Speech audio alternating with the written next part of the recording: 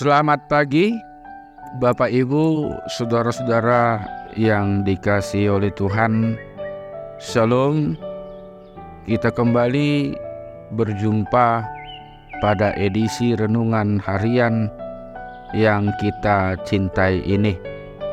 Kita syukuri atas penyertaan Tuhan dan perlindungan yang Tuhan berikan kepada kita, sehingga kita dapat melakukan aktivitas kita kembali, yaitu pada pagi hari ini. Dan karena kita sangat berbahagia perlindungan daripada Tuhan, oleh sebab itu kita bersukacita untuk dapat mendengarkan renungan harian kita ini. Dan sebelum kita mendengarkan firman Tuhan, ada baiknya kita bersekutu di dalam doa. Mari Bapak Ibu saudara yang dikasihi Tuhan, kita bersekutu di dalam doa. Damai sejahtera yang dari Allah Bapa yang melampaui segala akal, itulah yang memelihara hati dan pikiranmu di dalam Kristus Yesus Tuhan kita. Amin. Saudara-saudaraku yang dikasihi oleh Tuhan, yang menjadi firman Tuhan bagi kita Jumat 14 Juli 2023 dari Injil Lukas pasal yang ke-15 ayat 7. Demikian firman Tuhan, "Aku berkata kepadamu, demikian juga akan ada sukacita di sorga karena satu orang berdosa yang bertobat, lebih daripada sukacita karena 99 orang benar yang tidak memerlukan pertobatan." Udok matuhamu sumatusido gumudang las niroha di Banua Gijang mida si pardosa sahala naolo paubahon rohana asa mida sia pulusia partigor nasopola paubahon roha nasida.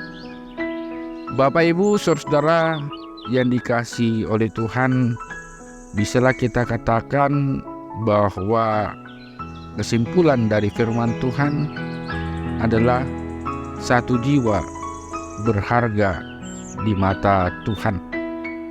Bapak Ibu saudara, ketika saya membaca perikop ini, saya cukup terheran-heran bagaimana mungkin seorang yang memiliki 100 domba mau meninggalkan 99 domba miliknya hanya untuk mengejar satu domba yang hilang.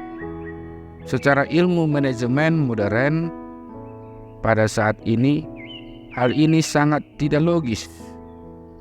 Terlebih dengan kondisi masyarakat di kota-kota besar yang menjadi individualis.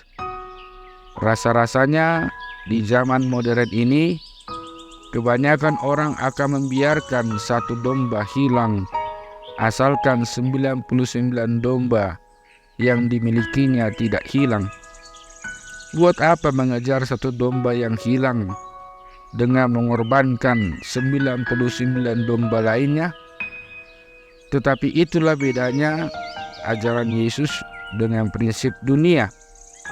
Ketika dunia sangat memegang teguh prinsip ekonomi, maka Yesus mengajarkan bahwa di matanya, di mata Tuhan, satu jiwa, satu domba itu sangat berharga.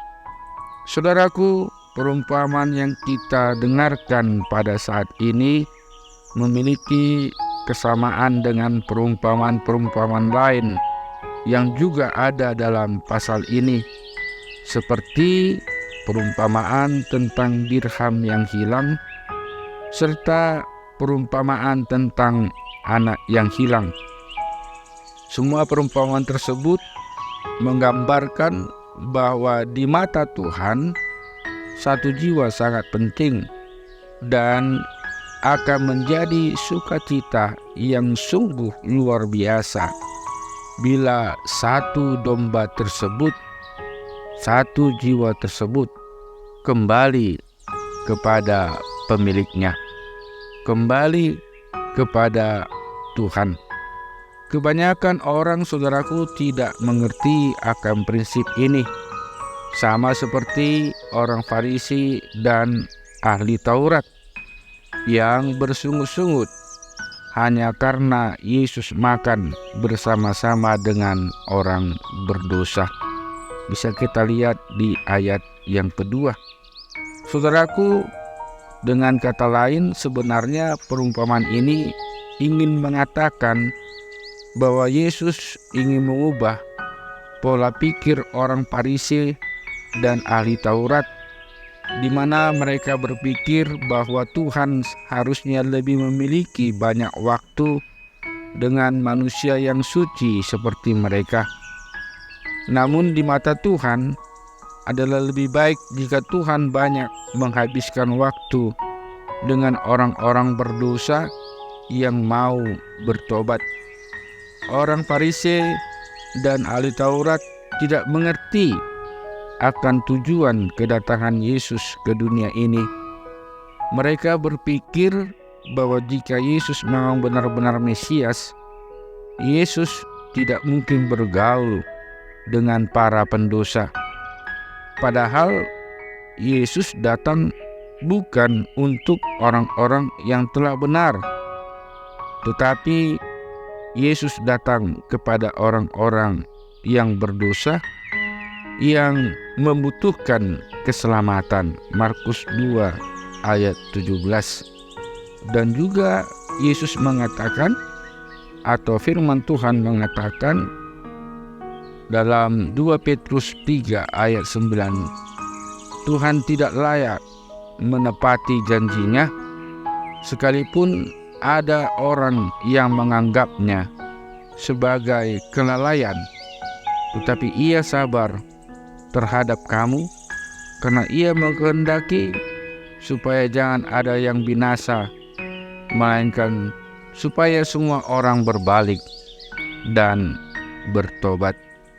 Saudaraku, demikian juga dengan kita sebagai murid Yesus juga harus memiliki pandangan seperti Yesus. Bukankah kita sering seperti orang Farisi dan ahli Taurat yang tidak mengerti arti keselamatan jiwa-jiwa? Jika ada salah seorang jemaat di gereja kita yang mau mundur, bagaimana dengan sikap kita? Akankah kita membiarkan orang itu hilang? Ataukah kita berusaha sebisa mungkin melakukan segala sesuatu yang kita bisa lakukan agar orang tersebut dapat kembali kepada Tuhan? Ingat, di mata Tuhan satu jiwa pun sangat berharga. Bahkan dikatakan bahwa ketika ada satu orang yang bertobat, seluruh malaikat di sorga akan bersukacita. Oleh sebab itu, kita juga diajak untuk mengabarkan Injil kepada orang-orang sekitar kita, supaya mereka juga memperoleh keselamatan. Dan kita juga sadar bahwa kita adalah orang yang berdosa, yang telah ditebus oleh Tuhan, sehingga kita kembali kepadanya. Mari Bapak Ibu, kita berdoa. Allah Bapa kami, Allah yang kami sembah dalam nama Yesus Kristus, terpujilah nama Tuhan, bahwa kami merasakan Tuhan sangat mencintai kami. Tuhan sangat sabar dan menyayangi kami. Itu terbukti dengan Tuhan yang mengutus Yesus Kristus untuk memberikan keselamatan kepada kami. Kami sama halnya dengan perumpamaan ini, yang adalah orang yang berdosa. Oleh sebab itu, ajarlah kami melalui firman-Mu agar kami senantiasa mengingat-Mu, agar kami melakukan apa yang Engkau kehendaki, dan menjauhkan kami dari segala larangan yang tidak sesuai dengan kehendak Tuhan. Pola pikir kami yang senantiasa hanya untuk mementingkan diri kami sendiri, kiranya Engkau jauhkan daripada kami. Berkatilah seluruh jemaat-Mu, berkatilah kami pribadi lepas pribadi, keluarga kami, saudara-saudara seiman kami, dan juga bangsa kami ini. Terlebih ya Tuhan, ingatkan kami melalui Roh Kudus-Mu, agar kami dapat menjauhi perbuatan-perbuatan yang jahat, tapi kami senantiasa melakukan apa yang Tuhan kehendaki. Kiranya firman-Mu dan juga Roh Kudus-Mu yang mengawal kami di dalam melakukan segala aktivitas kami, perbuatan-perbuatan kami yang baik, agar kami dapat senantiasa bersuka cita punya Tuhan seperti Engkau yang meneguhkan, menguatkan, dan memberkati kami. Doa kami sampaikan hanya di dalam nama Yesus Kristus Tuhan kami. Amin.